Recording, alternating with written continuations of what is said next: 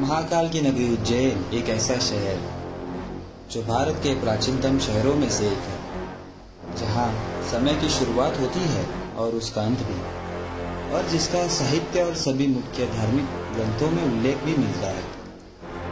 शिप्रा नदी के तट पे बसा उज्जैन 12 ज्योतिर्लिंग में से एक है, और हाँ, जो स्वयं प्रकट हुआ है। महाकाल आखिर है कौन? महा मतलब महान और काल मतलब मृत्यु और समय। महाकाल वो है जो समय और मृत्यु के परे है। इसीलिए कहते हैं Mahakal where the fear of death and concept of time turns into bhasma. Mahakal वो है जिन्होंने दोनों पर विजय प्राप्त कर ली है। महाकाल स्वयं शिव है, इसलिए हम उन्हें महाकालेश्वर कहते हैं। उज्जैन उसके माहौल के लिए जाना जाता है। मैं भी गया था उसी उज्जैन नगरी, मन में बहुत सारे विचार और सवाल लेके। माहौल बताऊं तो भैया, माहौल जो था पूरे ऊर्जा से भरी शक्ति का। भावनाएं बड़ी विस्तृत थी, जयकारों के तो क्या ही कहे। कहने को तो जितने चेहरे उतने अर्थ थे, लेकिन भाव और ऊर्जा मानो सीख रही थी और एक धुन गा रही थी, हर हर महादेव, हर हर महादेव। क्योंकि वो कहते हैं ना, अकाल मृत्यु वो मरे जो काम करे चंडाल का, काल भी उसका क्या बिगाड़े जो भक्त हो महाकाल का।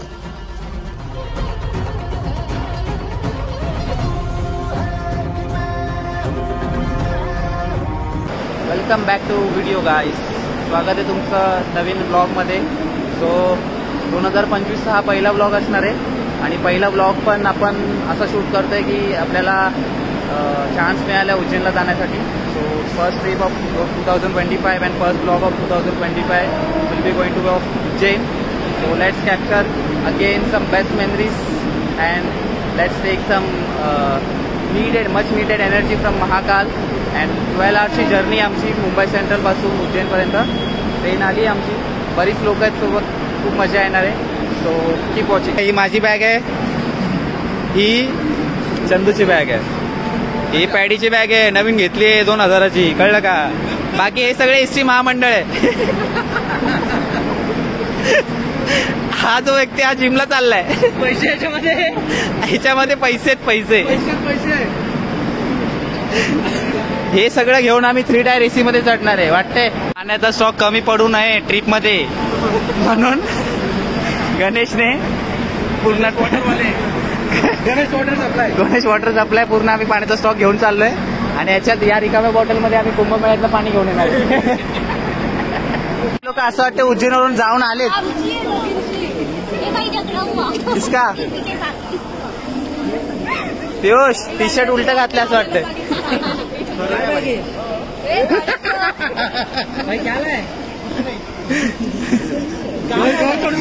ए दगड लाव खाली दगड लाव. अरे लोक घर सोडून चालले.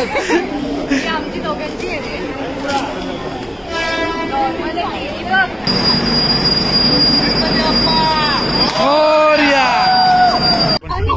सिरियसली पहिल्यांदा आले ट्रेनमध्ये, कधीच गेला नाही. जनरल नंतर 3 टायर एसी स्वप्न होतं. कन्फर्म टिकट है और यहीं से साला 240 ये ए चुप रे, वाकूम मला वाटतंय.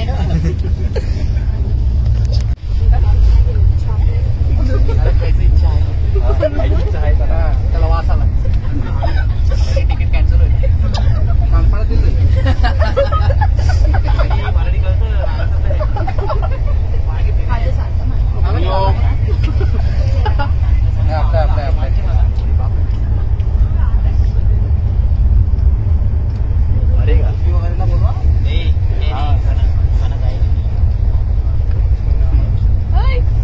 उज्जैन महाकाल मध्ये येऊन फोटोशूट चालू आहे सगळ्यांचं.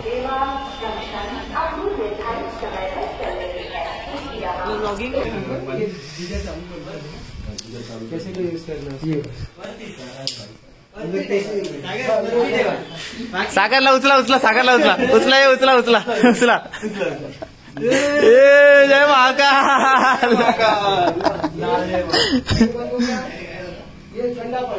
ए चंदू कळला नरम नहीं गाती। सो गाइस 2 दिन के लिए हम लोग यहाँ पे रहने वाले। This is are going to be a stay 2 BHK जो भी है यहाँ पे, मास्टर बेडरूम्स के साथ AC है एंड बैल्कनी व्यू भी है यहाँ पे थोड़ा बहुत। सो बहुत ठंड है। हाँ आ जाओ, उज्जैन में घर से ही दिखा दूंगा। भावेश भाई अच्छा रूम है, सागर पहले गली गलीत आलो बट इट वॉज बेस्ट। दादा फ्रेश होऊयात, आंघोळ करूयात आणि पटकन निघूयात काळ भैरवनाथच्या दर्शनाला।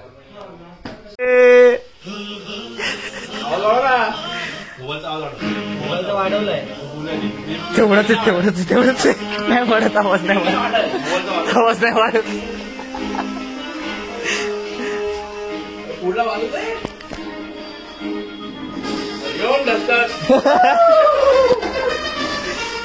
पॅडीला घे बाहेर, पॅडीचा टावेल। अरे बाबा जी कौन से लाइन में आ गए आप?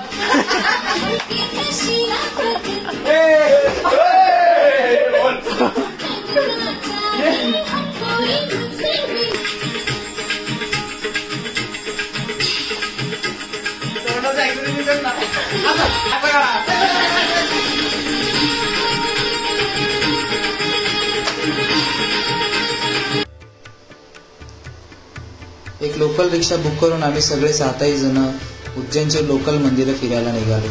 कारण एकट्या उज्जैनमध्ये फक्त शिवाचे 84 मंदिरं आहेत आणि प्रत्येक मंदिरामध्ये तुम्हाला मोठमोठे गौशाला बघायला मिळतील, तिथे गौसेवा केली जाते।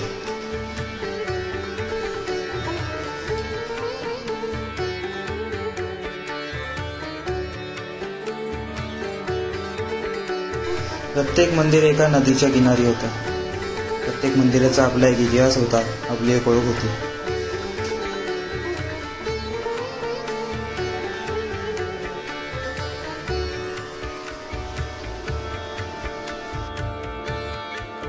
शिव म्हटलं की त्याचे वेगवेगळे भक्त आले, त्याची वेगवेगळी भक्ती करणारे भक्त आले।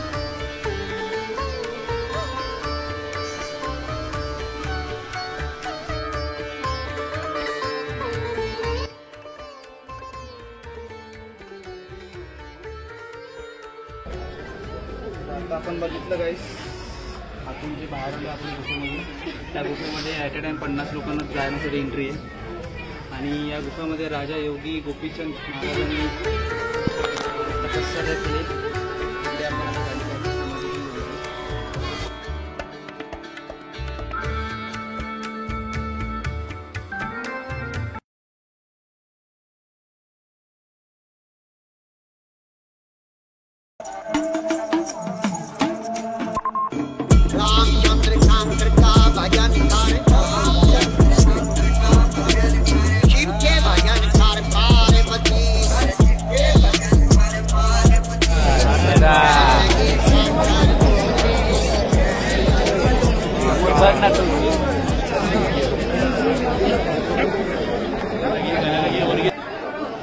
काळभैरव हे उज्जैनचे रक्षक आहेत। तर असं बिलीफ आहे की उज्जैनला गेल्यावरती आधी महाकालचं दर्शन घ्यायच्या आधी काळभैरवला जावं लागतं। सो आम्ही आधी तिकडे गेलो। 2 तासची गर्दी तुम्ही बघताय, त्या गर्दीमध्ये उभं राहून आम्हाला 2 तासानंतर काळभैरवनाथाचं दर्शन झालं and it was a big struggle.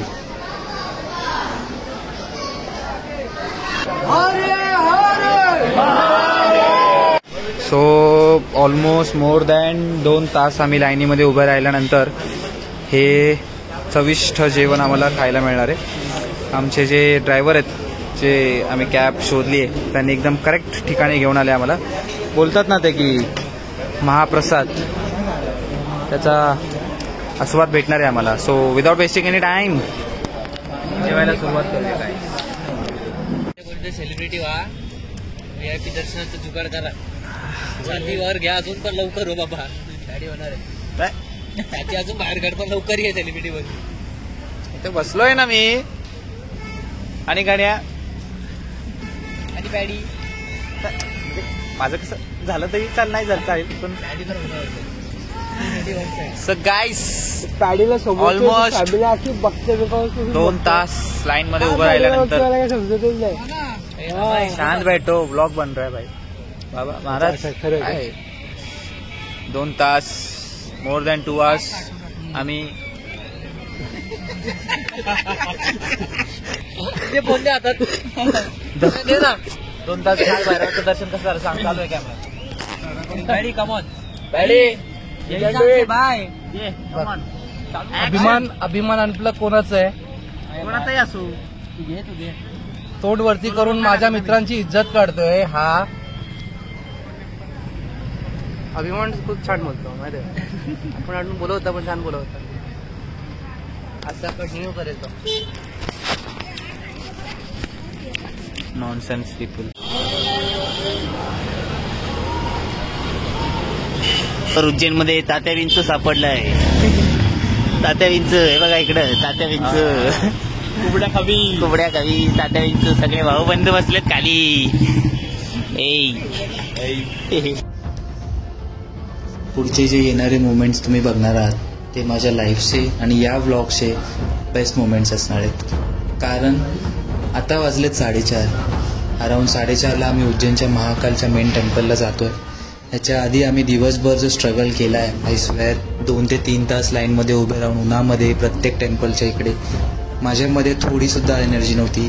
Even आम्ही सगळे 7ही जण खूप लो ऑफ एनर्जी होतो. कोणामध्ये कोणाशी काही बोलायची इच्छाही राहिलेली नव्हती. आणि ज्या मोमेंटपासून आम्ही मेन टेम्पलच्या डोअरपासून एंटर केला आय स्वेअर टू गॉड की ही जी एनर्जी होती जी वेगळीच वाईब होती. कारण आतमध्ये गेल्यानंतर आम्हाला माहितीच नाही की I was like in a different world. कारण तिकडे जी गर्जना चाललेली जी लोक ओरडत होते महादेवाच्या नावाने तेव्हा मला कळालं की महाकाल काय आहे. तिकडचे वाईब्स तिकडची एनर्जी ते डिफरंट का आहे इतर देवस्थानांपेक्षा. कारण तिकडे आतमध्ये गेल्यानंतर जी एनर्जी तुम्हाला भेटते ती दुसरं कोणी देऊ शकत नाही. ते तुम्हाला अनुभव करावं लागतं. ते तिकडे गेल्यावरतीच कळतं आणि ते आम्ही सगळ्यांनी तिकडे एक्सपिरियन्स केलं. Personally me it was like goes bump moment for me. आतमध्ये जो गेल्यापासून बाहेर येईपर्यंत जी एनर्जी होती आमच्यामध्ये it was like my God. And जेव्हा बाहेर आल्यानंतर वी वर द सेम की परत आम्ही त्या एनर्जीमधून बाहेर आल्यानंतर आम्ही सगळे परत नॉर्मल झालेलो. आणि असं झालं की यार काय झालं फॉर अ मोमेंट आपण एका वर्ल्डमध्ये जाऊन बाहेर आलो.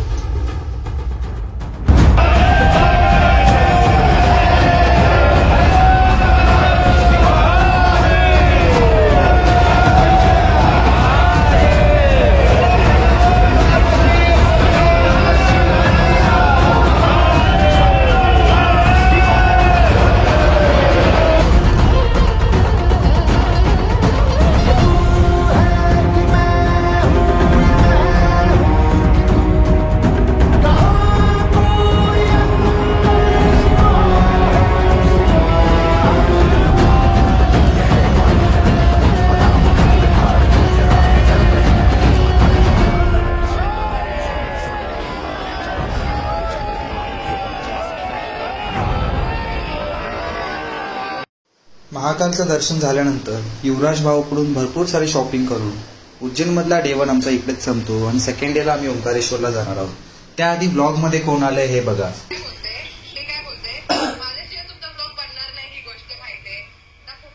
कट कर रे कट कर.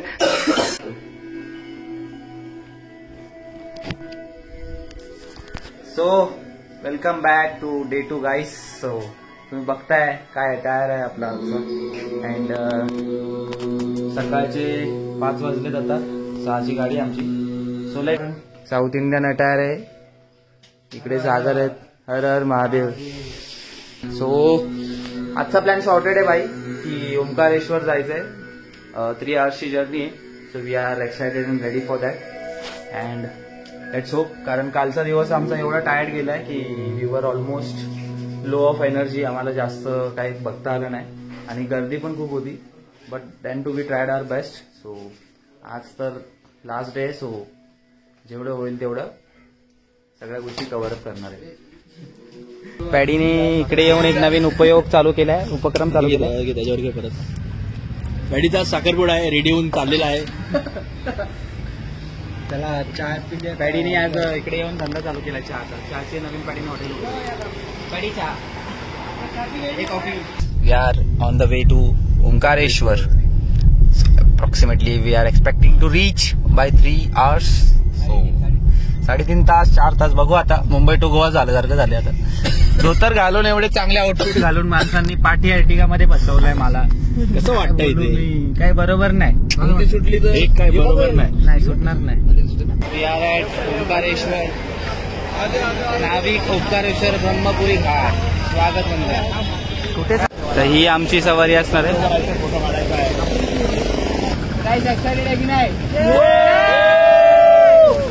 बोला हर हर महादेव, नर्मदे माते की जय. तो इसका भी ले दो. किधर किधर घुमाएगा पूछो भाई, किधर किधर घुमाएगा? संगम जाएगा, फार हाउस, अब्दुल शंकराचार्य मूर्ति दिखा था आपको, मंदिर छोड़ूंगा, दर्शन करके दूर से बाहर निकल जाओ. म्हणायचं होतं, हा आम्हाला संगम दाखवणार, 2 नद्यांचं एक डॅम दाखवणार आणि शंकराचार्यांची मूर्ती दाखवणार. तर बोटमध्ये बसून आम्ही खूप इकडे वेगळा एक्सपिरियन्स केला काही गोष्टींचा. आणि जो व्ह्यू होता खूप बघण्यासारखा होता.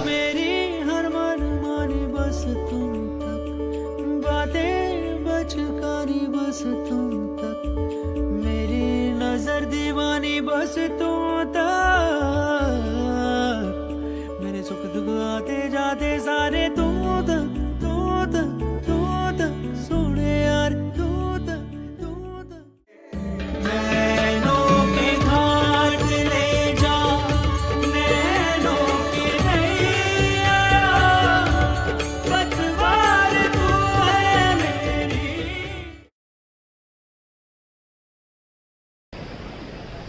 बोटिंग करून झाल्यानंतर आम्ही ओंकारेश्वरचे सगळे घाट चढत मेन लाईनकडे निघालो.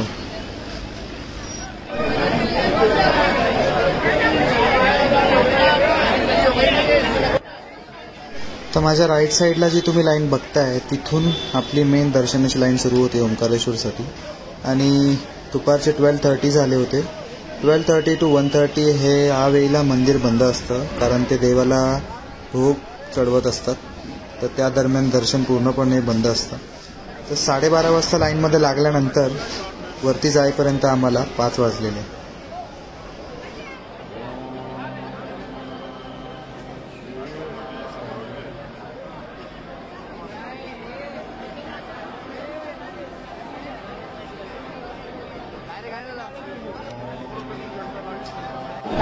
अभिमान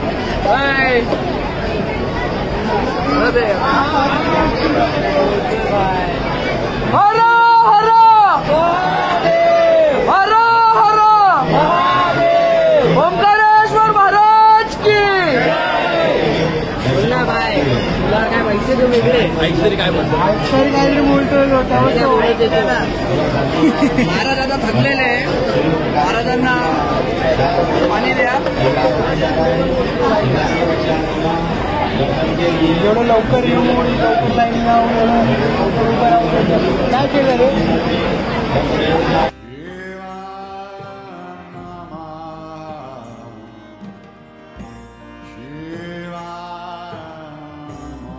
नर्मदा नदीच्या किनारी वसलेलं ओंकारेश्वर या मंदिराला 2000 वर्षांपूर्वीचा इतिहास आहे. मंदिर खूप सुंदर सांस्कृतिक बांधणीमध्ये बांधलेलं आहे. त्याच्या आतमध्ये जे पिलर्स आहेत ते खूपच बघण्यासारखे आहेत आणि खूप जुना इतिहास आहे या मंदिराला. हा समोर जो दिसतो तो मेन मंदिराचा गाभारा आहे. मंदिराच्या आतमध्ये गाभारात राईट साईडला शिव बसलेले आहेत. थोड्याच वेळात आम्हाला त्यांचं दर्शन होणार, तर तेवढ्यात परत दरवाजा बंद झाला आणि आम्ही दरवाजावरतीच अवघी काही अंतरावरती परत बाहेर आम्हाला अजून अर्धा तास उभं राहावं लागलं.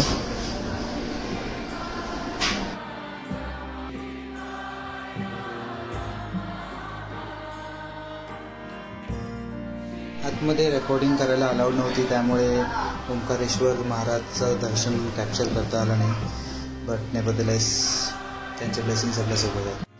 फ्रायडे नाईटला सुरू झालेली उज्जैनची जर्नी मंडेला संध्याकाळी 4:30 वाजता बँड्रा टर्मिनल्समध्ये संपली. सो जसं स्टार्ट ऑफ द व्लॉग मी बोललो होतो की मी पण आलो होतो उज्जैन नगरीमध्ये खूप सारे विचार आणि शंका घेऊन मनामध्ये, आणि आता परत चाललो आहे खूप साऱ्या आठवणी आणि ब्लेसिंग्स घेऊन, तेही अशा खास लोकांसोबत. So after this trip I just only feel की आपण प्लॅन करतो गोष्टी की असं होईल आणि आपण फ्युचर प्लॅन करायचा प्रयत्न करतो, बट आय बिलीव्ह मला जो अनुभव आला या ट्रिपनंतर 2025च्या स्टार्टमध्येच की everything is plan. We have to just believe in it.